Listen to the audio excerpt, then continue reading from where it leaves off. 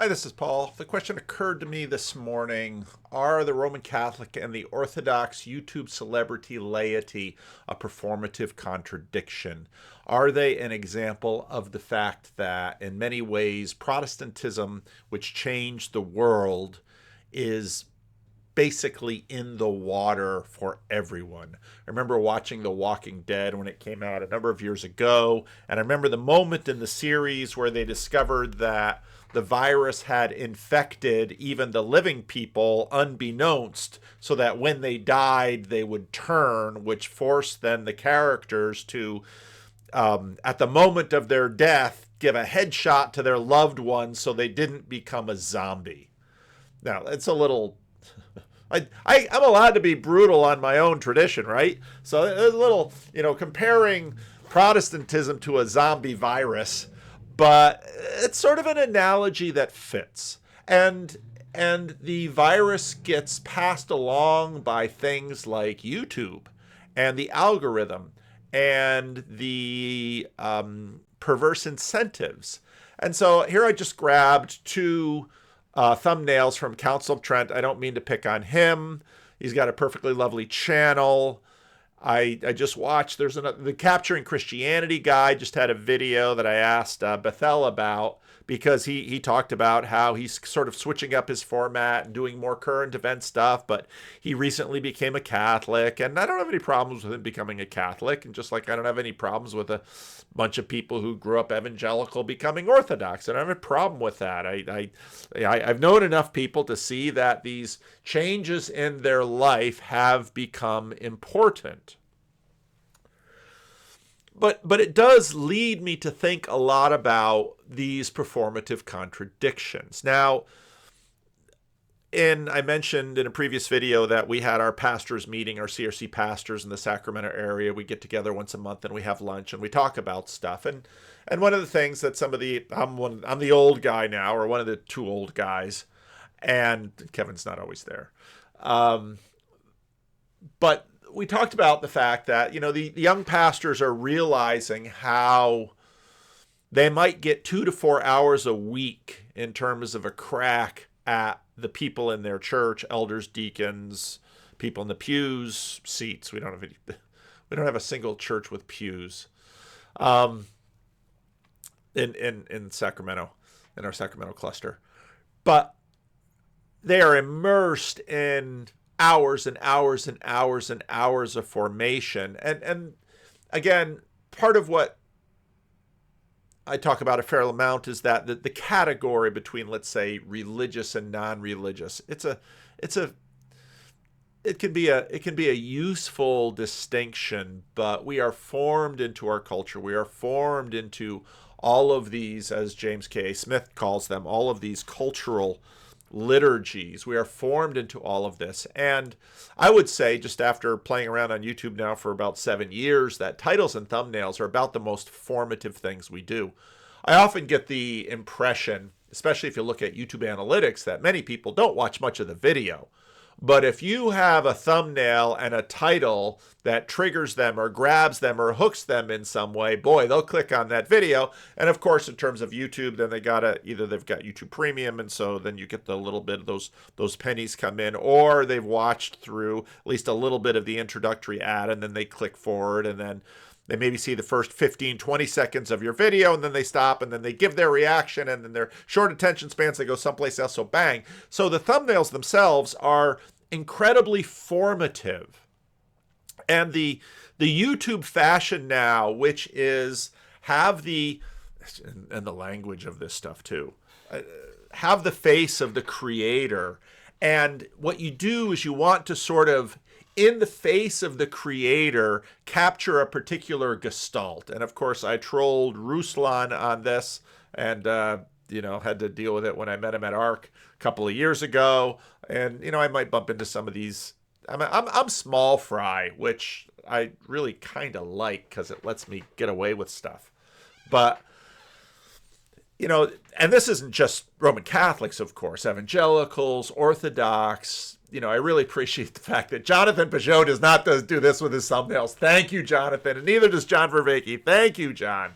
For many of these channels that have just sort of ballooned, the Christian YouTube channels of various stripes, and just in these, it's, I'm wondering about this, but it's sort of, I mean, Alyssa Childers is one of the worst in terms of, it's all concern trolling, and it's all boundary policing, and it's all confessional boundary policing, and it's all tribal warfare between our various little tribes and our little staked positions on Christian dogma and things, and we're going to defend our little tribal confessional borders, and on and on and on and on we go. And of course, I have plenty of critique in my videos. I'm doing it now. But I'm much less interested in, call me post-emergent. I'm much less interested in necessarily all of the confessional boundaries. Everybody's going to have their confessionalities. And the truth is that for most of the people in most of these churches, in whatever tradition they are, they're filled with beliefs and ideas that are not up to spec or in alignment with their particular tradition. And part of the reason for that is this massive formation that is happening constantly by thumbnails, by titles, by movies, by books, by friends, by family, by temperamental differences, by all of these things. But on YouTube, we play these games. And so, of course, we're going to be against the woman bishop who yelled at Trump, and I don't know what the he's a good person. I don't know what that one is all about, but even just by the thumbnail, it's like it's already messaging that if you want to be on the inside of our sheepfold, this is what you need to believe, and this is where you need to be. Now, again, I am not against church dogma. I'm a confessional minister in a confessional denomination, and I feel confessionally comfortable where I'm at. I haven't felt the need to go Orthodox or Catholic or anything like that. And I feel that I can have really healthy, good conversations within my own confessional boundaries with colleagues and co-workers, and I speak freely. I've been doing it on YouTube for years, and you sort of learn the way to do that within your own tribe. But then on YouTube, you just get this war against all, and especially when Christians sort of do it between other Christians. Part of me just gets tired, because is this really what we want to do in the world? Is this really how we want to treat each other? Is this really how we want to behave? And so to me, it's sort of like, well, this is in some ways the front door for many in Orthodoxy and for many in Catholicism is often some lay YouTuber who's one way or another teaching doctrine or dogma and forming the people on YouTube. That formation is not happening inside the church by clergy. It was the conversation with the chosen guy and Jenkins, Dallas Jenkins, the chosen guy, and Jordan Peterson. And he was just basically saying, hey, I'm not a minister, but I'm doing all the interpretation of Jesus through the chosen. And this was something that I'd seen in Protestant for a long time. People back when things were a little bit more woke on Twitter, people would be complaining, oh, you can't say anything against Beth Moore or you're a misogynist. But it's like, Beth Moore has way, way, way more influence and formational clout than 99.9% of the Baptist pastors who are actually pastoring the churches in which Beth Moore's materials are used.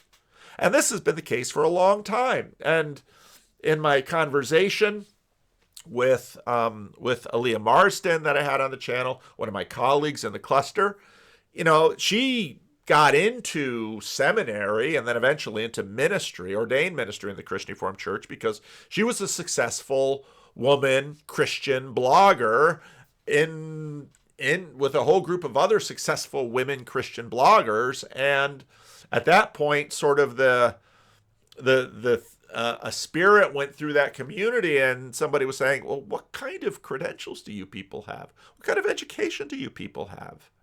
Now, again, I'm not saying lay people can't do this.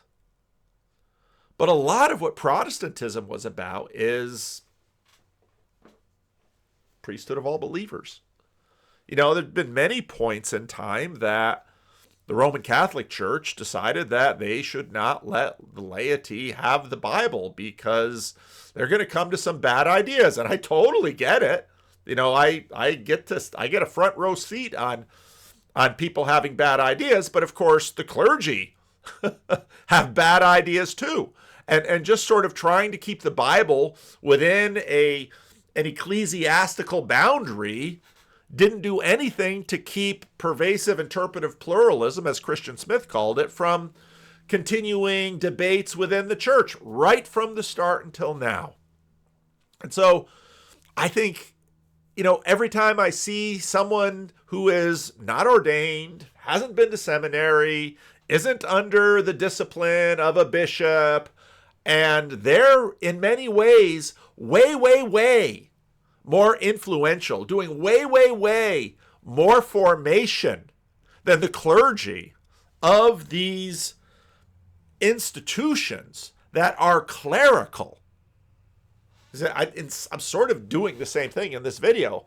And again, I'm not saying that they should stop. I'm just saying that this is Protestantism. This is what we do.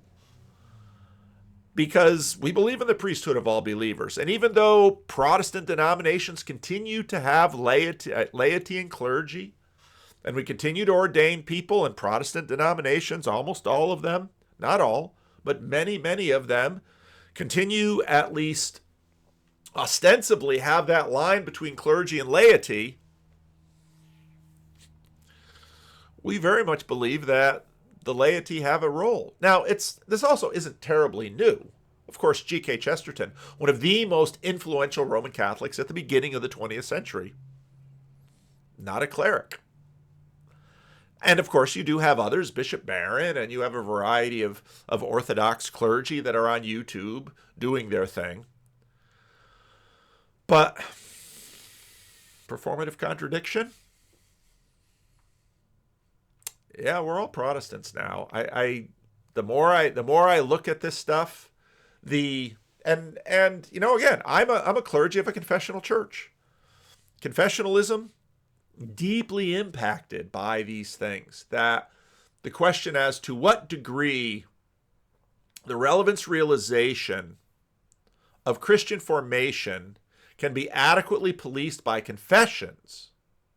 This is why in the Christian Reformed Church I've been for a long time saying that the Christian Reformed Church needs to have confessional conversations. Because while confessional fencing, I think, is important and often necessary and good, it's a lot of maintenance for those fences. And especially in a day like today, where there's pervasive interpretive pluralism, where there's so much information, where formation is being done all over the place, it just means that we need to be constantly having confessional conversations, and we need the kinds of spaces where we can do that with integrity. I'm going to use the A word, with authenticity. And, you know, for me, that's a big piece of at least whatever I could contribute to this little corner when we have conversations about universalism or Unitarianism or all of the kinds of theological debates that we have. Because if you're not sort of forefronting the debates and having them open and honestly, they're going to be going on in the back of people's heads. And then they're going to be lying about it to their priest or to their pastor.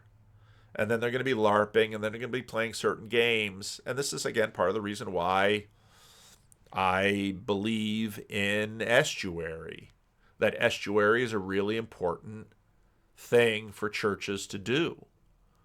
And you might say, and the reason I say estuary is church adjacent, because you sort of step outside of the walls and say, okay, well, let's have a conversation. Tell me what you really think.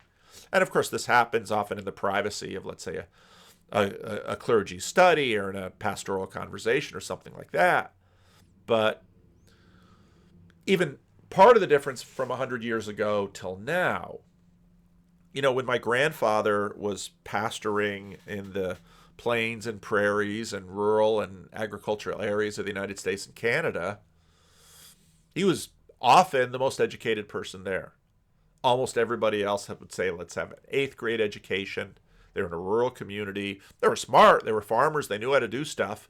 But he was the only one who read a lot of books. He was the only one who had a lot of books. Everyone else was working with their hands trying to get by in the Great Depression. Now, it's a completely different situation. Your pastor is probably by no means the most educated person in your church if he doesn't have a PhD. And how many clergy should have PhDs? That's a real question. And so, let me say one thing about the Catholics that I've been tremendously impressed with. I had the conversation with Friar Connor McDonough, who I'm gonna meet at the event in Galway, and I'm super excited to meet him. He's a tremendously impressive young man. He's getting his PhD. Wonderful heart, wonderfully sincere, wonderful Christian man. Really excited to meet him. And Father Eric drops a note and says, "Oh, you're cheating on me," because Father Eric before then probably the Catholic priest I know most. And Father Eric, long-term member of the Coroner and Bridges of Meaning Discord. Again, a man I think the world of, also getting his canon law degree, advanced studies, super smart, wonderful heart, tremendous Christian, tremendously committed. I am often so astoundingly impressed at the quality of many of the Catholic priests that I have met online. And I think when I go to Galway, I'll continue to be impressed by the Catholic friars and priests and that I meet there. Just tremendous. And the Orthodox, and a lot of the Orthodox laity that are coming in this ortho moment. I mean, lovely, impressive, brilliant people.